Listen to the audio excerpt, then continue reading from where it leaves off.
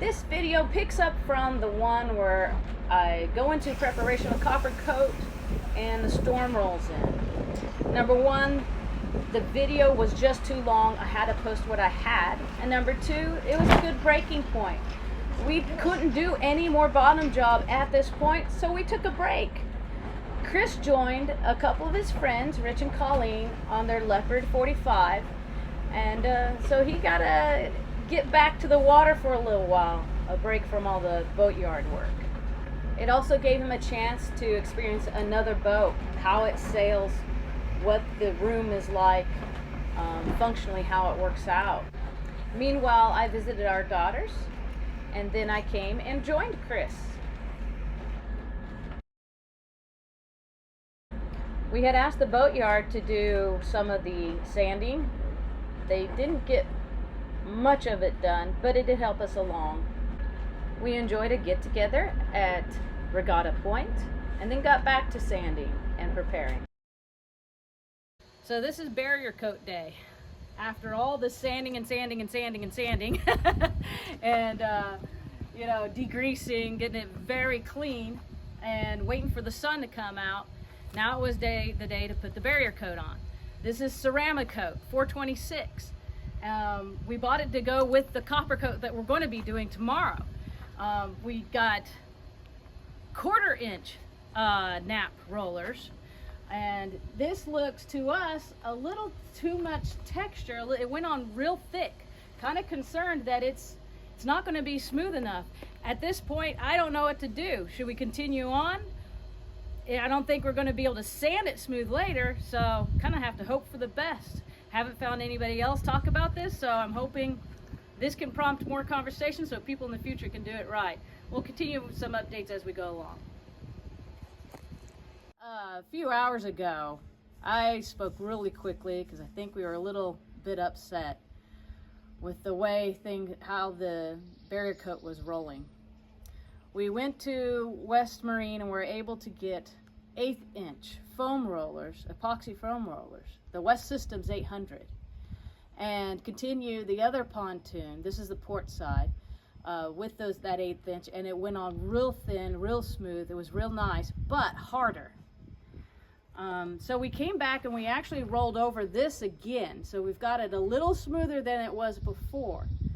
And actually applicating it, it seemed to be easier to take a regular 1/4 inch nap roller, and apply the barrier coat, and then smooth it over with the 1/8 inch foam roller. So now we think we have it fairly smooth enough, but in the process, after we do the second coat, which we have to wait 4 hours before doing that, then next morning we should be able to do a light sanding of it and get it smooth before we ever do the copper coating. So we'll see how that turns out.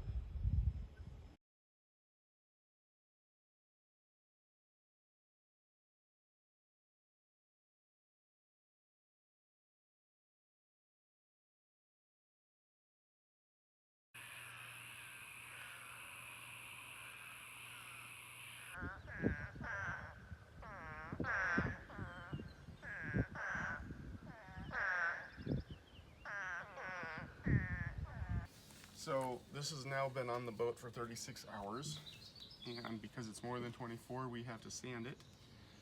And we tried to sand it this morning, and it took one pass from here to here and went from starting to sand to complete gumming it up.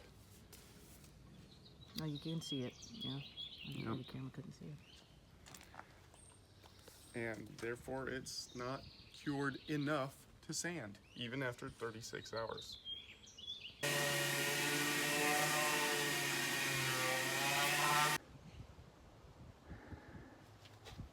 I've only done to here, and I'm already worn out.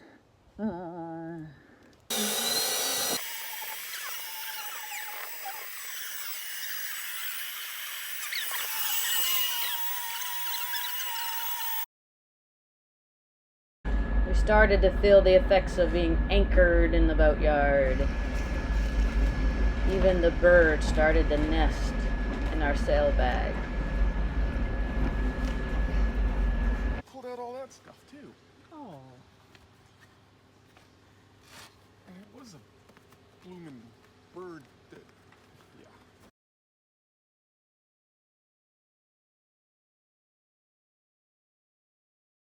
They say just mix the resin so there's nothing, so you know there's nothing at the bottom. Okay, and there's nothing. This is all new. There shouldn't be anything at the bottom. Yeah, a lot of times I keep this stuff upside down always. Yeah. But that's okay. Yeah. No, and I have done that too. Yeah. Is Yeah, do just- this for the day. Yeah, just for the day, yeah. Slowly work itself down. Okay, this stuff, as long as it is not hardened, washes off with water. The water hose is over there with the sprayer, is on. There's a bucket of fresh water right there Okay. with a sponge. So if you need to wash it off of anything, there you go. Where's the keg? The what? The keg? The keg. But you know, we can't start. So, okay, that's gonna be pre-mixed. That's a whole one of those plus the Right. 50, whatever, or 45 you said you gotta do, right? So we're mixing one kit at a time. Yeah. This all makes sense to me. I mean, I've worked with fiberglass enough in my life that I was going to say, you said you did a glass plane, didn't you? yeah, I did. A lot of years So, ago. but A lot of years ago. you worked with a lot of. Oh my God. Was it polyester or what did you use? Good question. I don't even really know. No, I think it was epoxy. You made it out of I epoxy think it was because you need the epoxy, strength yes. for the plane. Yeah.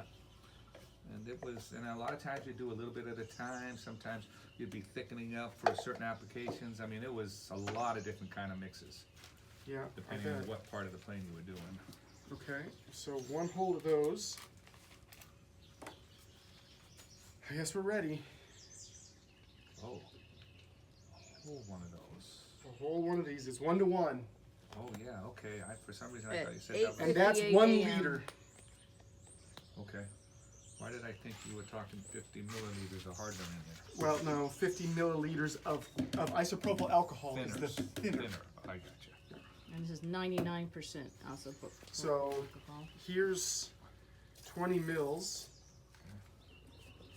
Gotcha. Okay, and you're gonna do 40. Okay. Now I get it. See where everything is. There's 40 mils. Okay.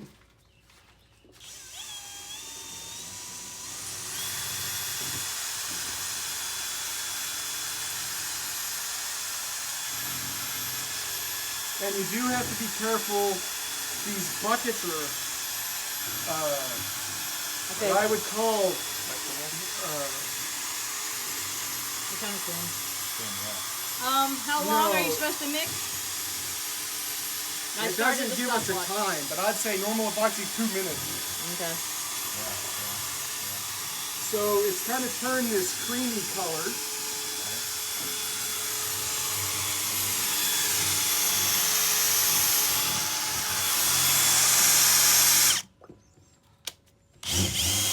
Okay, that works better.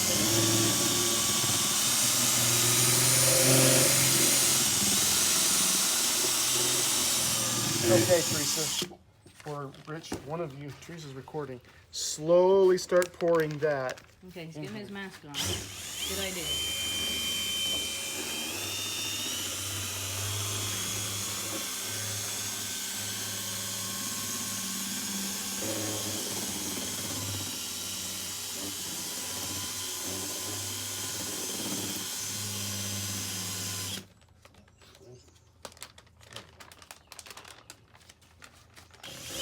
Because all that has to go in here.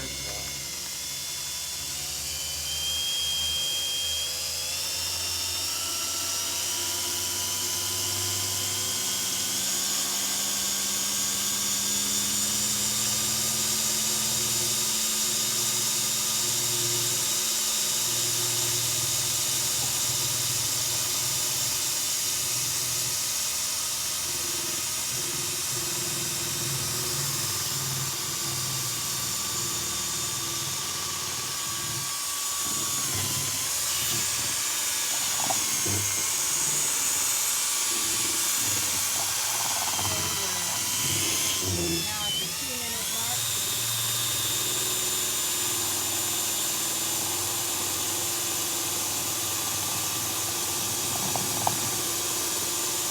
still have a little bit of a white film.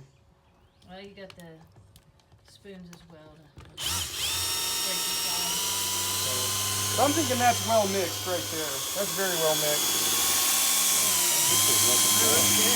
Not too heavy. Got a nice brown color like in the video. And I got a metal one that's in that box in case this one doesn't work. But it's working.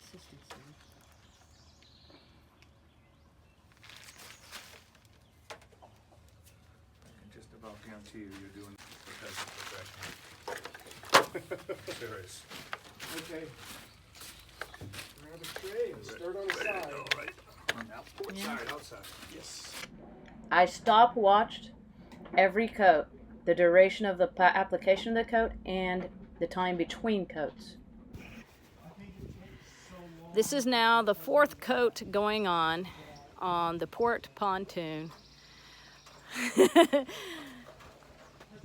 Melanie and Rich are helping us. It does take a 4-man crew to accomplish this.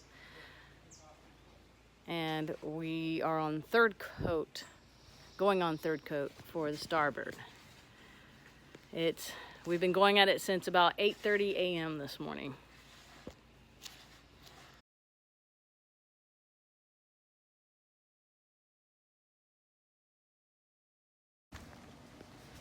Well, so this is what we've been working so hard towards. This is the day after applying the CopperCoat. This morning we woke up and the dew was on top of the boat and started to drip down. So frantically took towels and dried it up and kept it from chewing until the sun was fully rose.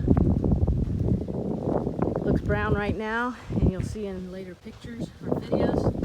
After it's sanded, then it'll look like a bright copper.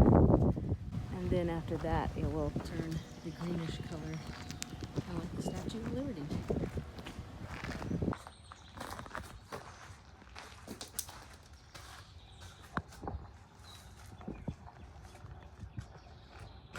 Oh, it doesn't look as, it's funny, close up.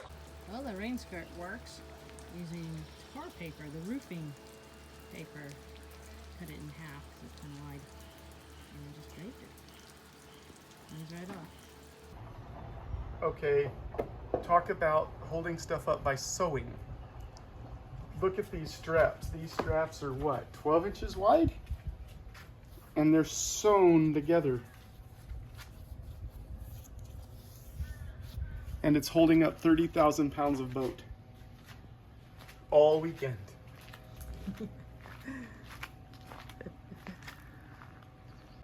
I hope this video was helpful, and I will have links here to other videos I hope are helpful.